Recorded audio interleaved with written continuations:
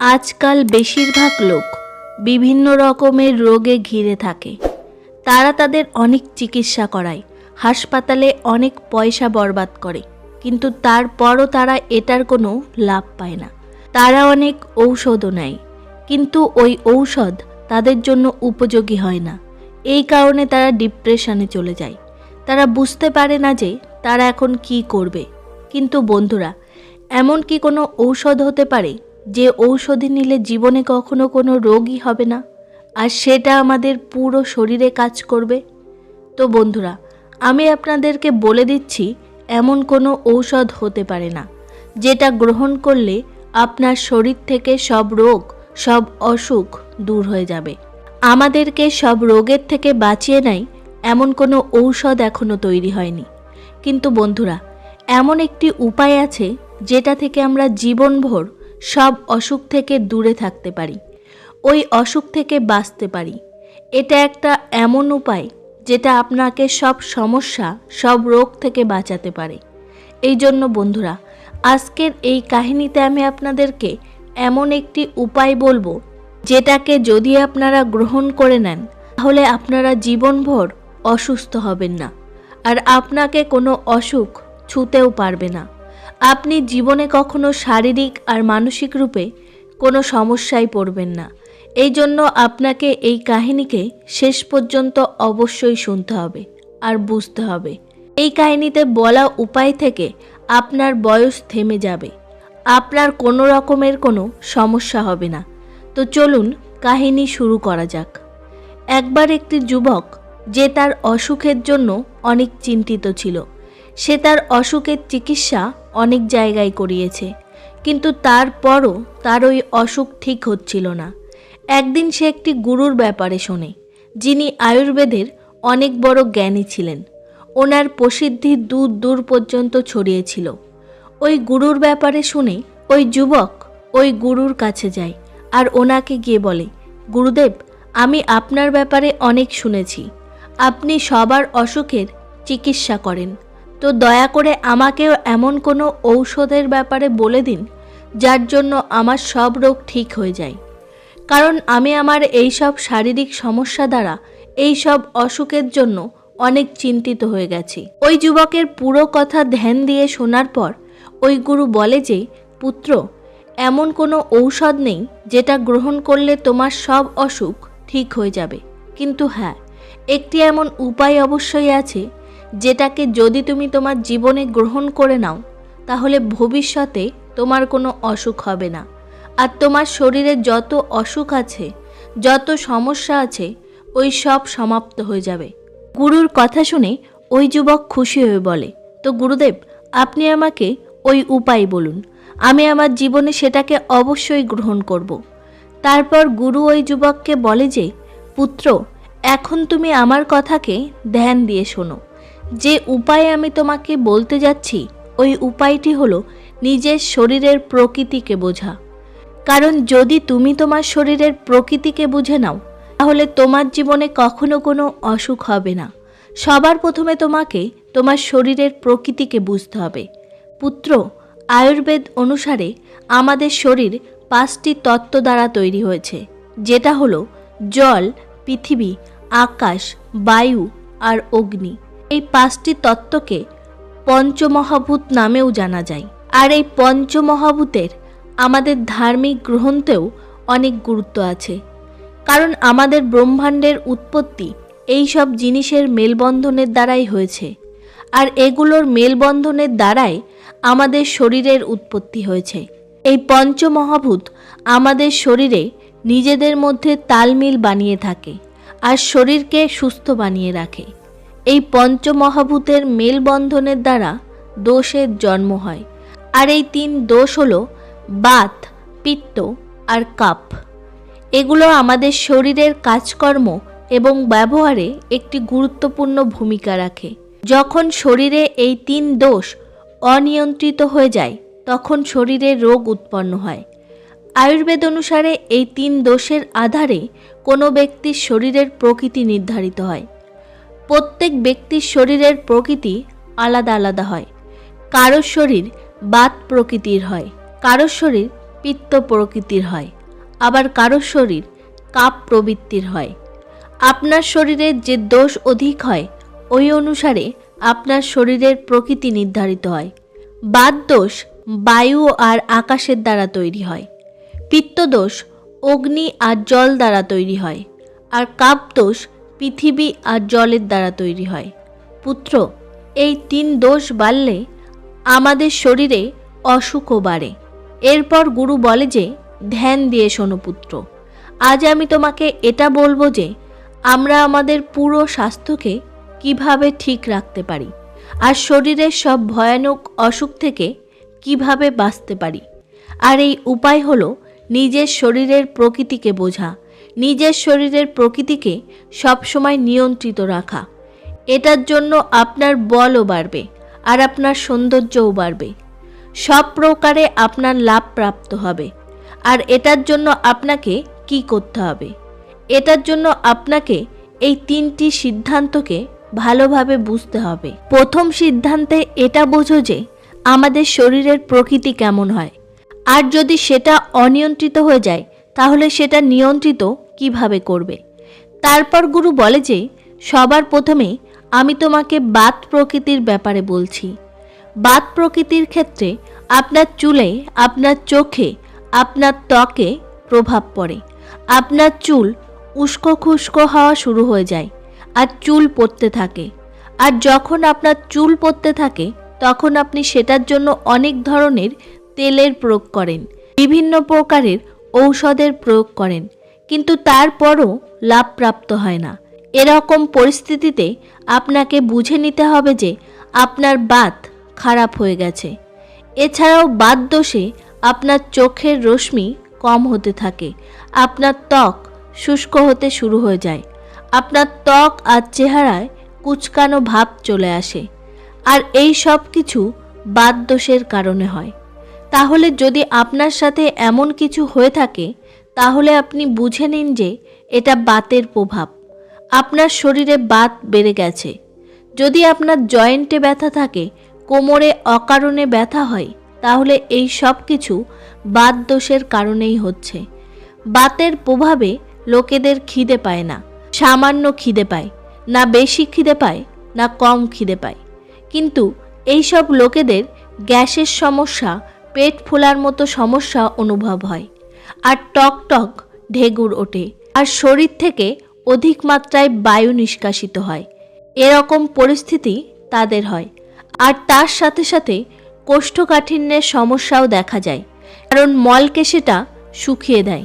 বাতের মুখ্য স্থান হলো আমাদের অন্ত্র, আর সেটা এখানে আমাদের মলকে শুকিয়ে কোষ্ঠকাঠিন্যের মতো সমস্যা তৈরি করে। সেই কারণে এটার জন্য আপনার বারবার কোষ্ঠকাঠিন্যের সমস্যা হয়, মল ঠিকভাবে নিষ্কাশিত হয় না। তাহলে আপনি এটা বুঝে নেবেন যে আপনার শরীরে বাত অনেক খারাপভাবে অনিয়ন্ত্রিত হয়ে পড়েছে। গুরুর এরকম কথা শুনে ওই ব্যক্তি বলে যে, গুরুদেব, আপনি ঠিক বলেছেন। আপনি এই যে সব ধরনের লক্ষণ বলছেন তার মধ্যে কয়েকটি লক্ষণ দ্বারা আমি ঘিরে আছি। আমি অনেক খারাপভাবে সেগুলোকে আমার মধ্যে দেখতে পাচ্ছি। এরপর গুরু ওই যুবককে বলে যে, পুত্র, এখন তুমি মনের স্থিতির ব্যাপারে বোঝো। কারণ বাতের প্রভাবে মন চঞ্চল থাকে, এক জায়গায় থেমে থাকে না। মন বারবার আলাদা আলাদা স্থানে ঘুরতে থাকে। যদি আপনি ধ্যানের অভ্যাস করেন আর যদি নিজের কাজে একাগ্র থাকতে চেষ্টা করেন তাহলে চেষ্টা করা অনেক কঠিন হবে, ধ্যান অনেক বেশি অনিয়ন্ত্রিত হবে। এটা হলো বাতের প্রভাব। তারপর গুরু ওই ব্যক্তিকে বলে যে, এখন আমি তোমাকে এটা বলছি, যদি আপনার শরীরে বাত খারাপ হয়ে যায়, বাতের প্রভাব বাড়ে, তাহলে আপনি কোন কোন জিনিসের প্রয়োগ করবেন সেটাকে নিয়ন্ত্রিত করার জন্য। তাহলে আপনি বাসি ভোজন আর ভারী ভোজন কখনোই করবেন না। যখন আপনি বেশি মাত্রায় ভোজন করে নেন তখন আপনার পেটের ওপর চাপ পড়ে, তারপর ওই ভোজন আপনার পেটে পড়ে থেকে থেকে পচতে শুরু করে, তখন সেখানে বাত তৈরি হওয়া শুরু হয়ে যায়, আর আপনার যে পাচন শক্তি আছে সেটাও ধীরে হয়ে যায়, সেটাও দ্রুত কাজ করতে পারে না। এমন হয় না যে সে যা কিছুই পাচন করে নেবে। তাহলে আপনি ভারী ভোজন করবেন না, বাসি ভোজন করবেন না, হালকা সুপাচ্য নিয়ন্ত্রিত ভোজন করবেন। এখন আমি তোমাকে বলছি বাতকে কিভাবে সমাপ্ত করা যেতে পারে। এটার জন্য তোমাকে গরুর দেশি ঘি প্রয়োগ করতে হবে। যখন তুমি গরুর দেশি ঘি প্রয়োগ করবে, এটার জন্য তোমার বাতের প্রভাব কম হয়। আর তার সাথে সাথে তুমি তিলের তেলের ব্যবহারও করতে পারো।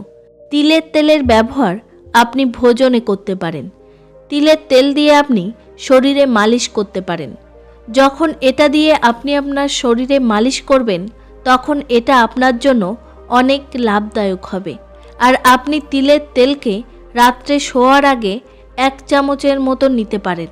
এটা কোষ্ঠকাঠিন্যের জন্য অনেক ভালো, আর আপনার বাতের প্রভাবকে শান্ত রাখার জন্য অনেক ভালো। আর তার সাথে আপনাকে ব্যায়াম করতে হবে। কিন্তু ব্যায়াম আপনাকে কতটা করতে হবে? বেশি ব্যায়াম করতে হবে না। যদি আপনি হালকা হালকা ব্যায়াম করেন, তাহলে এটা আপনার জন্য অনেক লাভদায়ক হবে।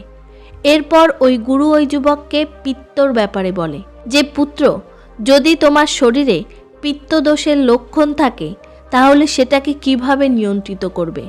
যদি তোমার শরীরে পিত্তদোষ বেড়ে থাকে, তাহলে সেটার কিছু লক্ষণ তুমি দেখতে পাবে। যেমন চুল অল্প বয়সে সাদা হতে শুরু করবে। বাতদোষে চুল পড়ে যায়, কিন্তু পিত্তদোষে চুল সাদা হয়ে যায়। যদি তোমার চুল সাদা হয়ে যাচ্ছে, তাহলে বুঝে যাও যে পিত্তের প্রভাব বেড়ে গেছে। চেহারায় ব্রণ ও ফুসকুড়ির সমস্যা হতে শুরু করে। এই জন্য যদি আপনার শরীরে পিত্তের প্রবৃত্তি বেড়ে থাকে, তাহলে আপনাকে বেশি মশলাযুক্ত ভোজন প্রয়োগ করা উচিত নয়, কারণ এই সব জিনিস আপনার জন্য অনেক লোকসানদায়ক হয়ে থাকে। আপনাকে জাঙ্ক ফুড, ফাস্টফুড এই সব জিনিস একদমই খাওয়া উচিত নয়। আপনাকে এই সব জিনিসকে একদম ত্যাগ করে দেওয়া উচিত, কারণ এই সব কিছু থেকে অ্যাসিড তৈরি হয়। আপনার ত্বক ঢেকুর আসে, কোষ্ঠকাঠিন্যের সমস্যা বাড়তে পারে। শরীরে পিত্ত বেশি বেড়ে গেলে আপনার পাচনতন্ত্র খারাপ হয়ে যায়।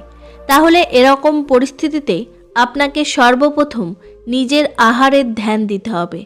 আপনাকে আপনার আহারের ধ্যান রাখতে হবে। আপনাকে অ্যাসিডিক জিনিসের প্রয়োগ স্বল্প মাত্রায় করতে হবে, আর অন্য সব জিনিসের প্রয়োগ আপনাকে বেশি মাত্রায় করতে হবে।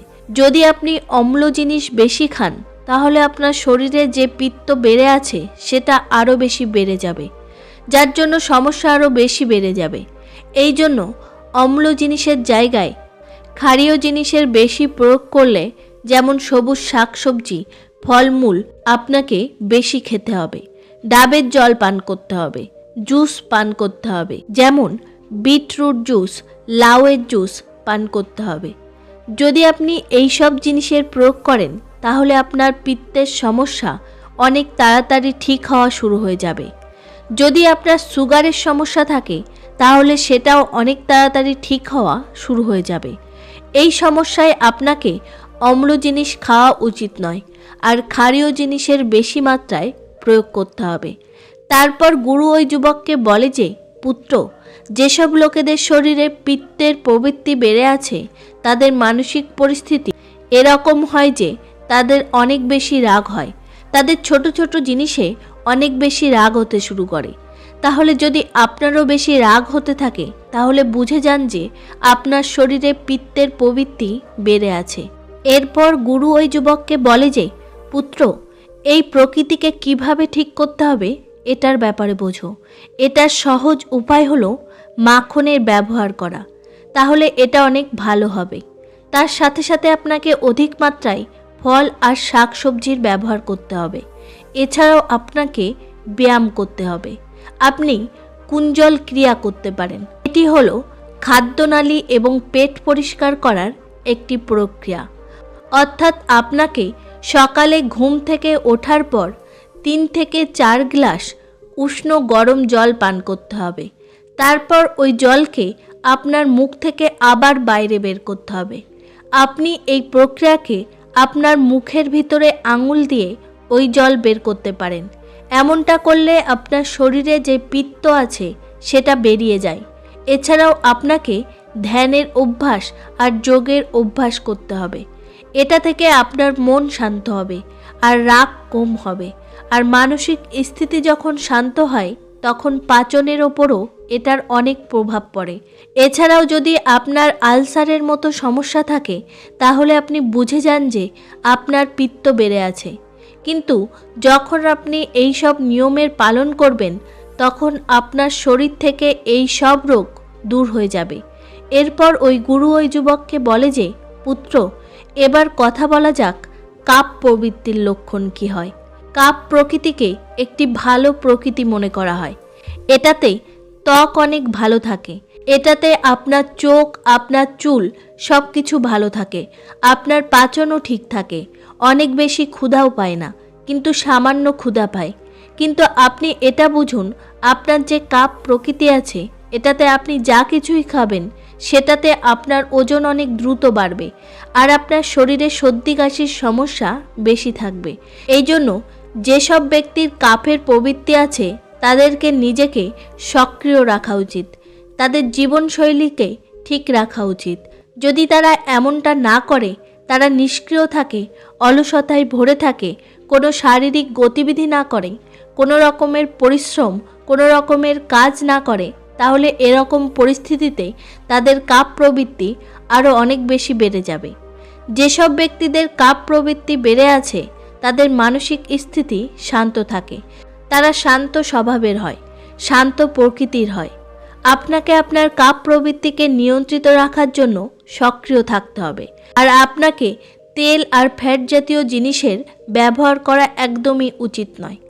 আপনার তেলে ভাজা জিনিস একদমই খাওয়া উচিত নয়। এটার থেকে আরও বেশি ফ্যাট বাড়বে। আর যদি আপনি ফ্যাট জাতীয় জিনিস খান তাহলে এটার থেকে আপনার লোকসানি হবে, আপনার ওজন বেড়ে যাবে। এই জন্য যদি আপনার শরীরে এমন লক্ষণ দেখতে পান তাহলে আপনি এটা বুঝে যান যে আপনার কাপ বেড়ে আছে। এটাকে ঠিক করার জন্য আপনার এলাচ, হলুদ আর দারুচিনির প্রয়োগ করা উচিত। যদি আপনি এই সব জিনিসের প্রয়োগ করেন তাহলে আপনার কাপ প্রবৃত্তি কম হয়। এরপর গুরু ওই যুবককে বলে যে, পুত্র, আপনাকে এই পরিস্থিতিতে ব্যায়াম অধিক মাত্রায় করতে হবে। এমন ব্যায়াম করা উচিত যার জন্য আপনার শরীর থেকে ঘাম ঝরে, যার জন্য আপনার ক্লান্তি অনুভব হয়। এর জন্য আপনি এক্সারসাইজ করতে পারেন, দৌড়াতে পারেন। এই ধরনের ব্যায়াম করলে আপনার কাপ প্রবৃত্তি ঠিক থাকবে। তার সাথে আপনাকে সপ্তাহে একবার একদিনের উপবাস রাখতে হবে। এরকম করলে কাপ প্রবৃত্তি অনেক তাড়াতাড়ি ঠিক হয়ে যায়। তারপর গুরু ওই যুবককে বলে যে, পুত্র, আমাদের শরীরে যখন এই 3 প্রবৃত্তি ঠিক থাকে তখন আমাদের শরীরে কখনো কোনো অসুখ হয় না। এই জন্য তোমাকে কেবল এই 3টি দোষকে নিয়ন্ত্রিত রাখতে হবে। তো বন্ধুরা, কেমন লাগলো আজকের এই কাহিনী নিচে কমেন্ট করে অবশ্যই জানাবেন। আর যদি ভিডিওটি ভালো লেগে থাকে চ্যানেলটিকে সাবস্ক্রাইব করে পাশে থাকা বেল আইকনটা টিপে দেবেন। দেখা হচ্ছে পরবর্তী কোনো কাহিনীতে। তত সময় নিজের খেয়াল রাখবেন। ধন্যবাদ।